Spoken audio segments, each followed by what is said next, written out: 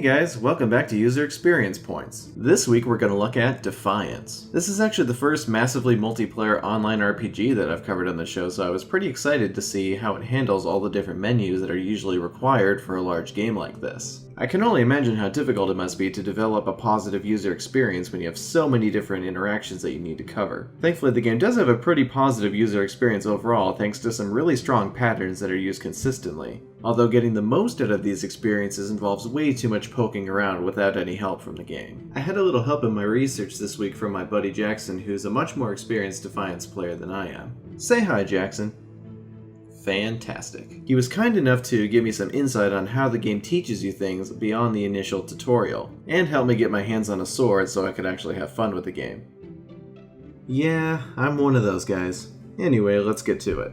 Our first stop is character creation. The actual process itself is pretty standard fare, though unfortunately the tab controls on the top were pretty difficult to spot at first. I even had another set of eyes in this situation because character creation is more fun when I let my wife do it, but neither of us saw it at first. That said, this pattern is used pretty frequently throughout the rest of the interface, so it's good that they establish it now. The only really negative experience here is the form validation when you name your character. One problem you can almost guarantee players will run into when naming their character in an online RPG is that their favorite name is already taken, much to my wife's disappointment here. You'll notice here that you're not actually informed that the name is already in use before committing to creating your character. This adds an unnecessary step to checking which names are available. It should show you the moment you've entered the text in. Thankfully, we eventually found an adequate name. I can't believe this wasn't taken. Next, let's talk about tutorials. The game makes good use of text pop-ups and arrows to guide you through the UI, but the teaching just kind of peters off after a bit. According to Jackson, more complex tasks like modifying weapons are never really explained to you in any later missions. It's also way too overwhelming to have the entire HUD on screen right away.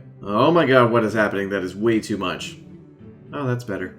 However, if you do happen to stumble upon the Help menu, which is oddly labeled as Intel, which brings you to a closed drop-down menu labeled Help, you'll find pretty much everything you need to know about the game, like its own little e-manual. Right off the bat, I'll say that this experience could be greatly improved by labeling it Help and then seeing everything inside of the current Help drop-down right away. Not that big of a deal, it's just kind of weird at first. The rest of the menu is actually very well done. Pretty much every aspect of the game is categorized for you to read, and it even uses these nice orange lights to indicate what you haven't read yet. It's surprisingly satisfying just to see all those little orange lights go away. This is one of the only electronic manuals in a game I've actually read all the way through. Though I did skip through the connect part, which is great because you could just scroll through really fast and it acknowledges that you read it. The typography could use a little bit of work though. The word description gets this massive column that could be used to spread out the text and make it more readable, and it's redundant as a label. One can infer that the text here is obviously a description of what you have selected. The drop-down structure could use a little work as well because currently it clashes with the way the UI scoots selected items over to the right. Still though, small nitpicks. This is a great menu, I just wish it was easier to find. The Quick menu is an elegant tool accessed by pressing right on the D-pad that groups all of the game's social interactions together like finding friends and emotes. It's fast, unintrusive, and adapts depending on what options are currently available to you. I love it, though I don't quite understand why the emotes and callouts are pushed so far down. Any moment where you want to call out for help or wave to someone will have passed by the time you scroll to these. That just makes going in for a high five or dancing a little awkward. I wasn't planning on covering Defiance's map screen, but there's some pretty neat stuff going on here that I don't often see.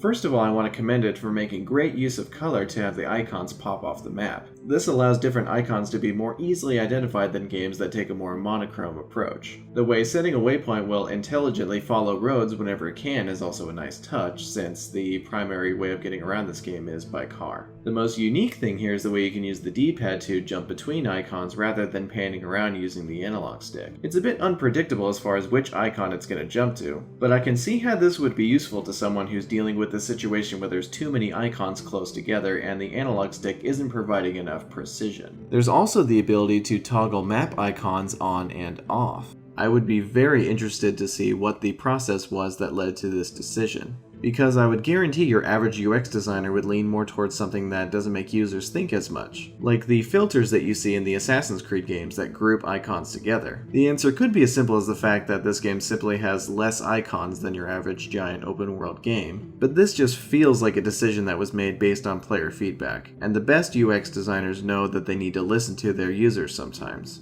Alright, we've covered a few sections of it, but let's talk about this game's overall massive menu.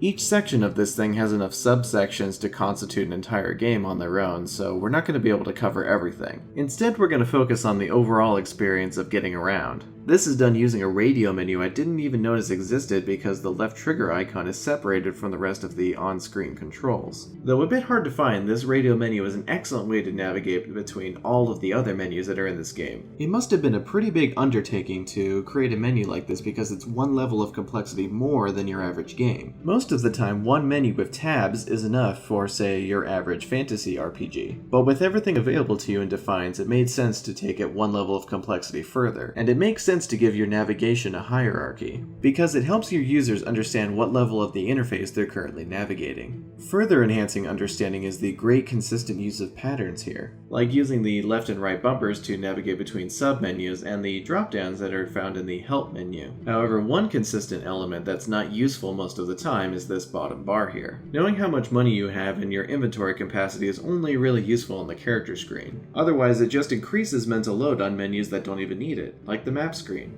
And here it's even covering up the legend. While it's important to maintain consistency, you should always make sure that every element on screen needs to be there. And if it doesn't, take it out. That's just one less thing that your users have to deal with.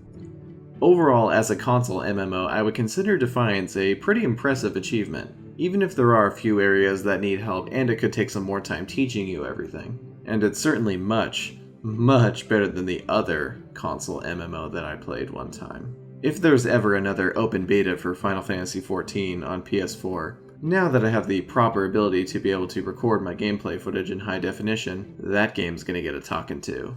And that wraps it up for this week, guys. Thank you so much for watching, and please be sure to subscribe if you haven't already. Maybe check out some of the other videos, leave me some feedback, you know the drill. Oh, and I haven't said this in a while, but definitely make sure to let me know if you know of any good games that would be great to talk about on UXP. That's actually how this episode happened. Thanks, Jackson. And with that, I will see you all next week.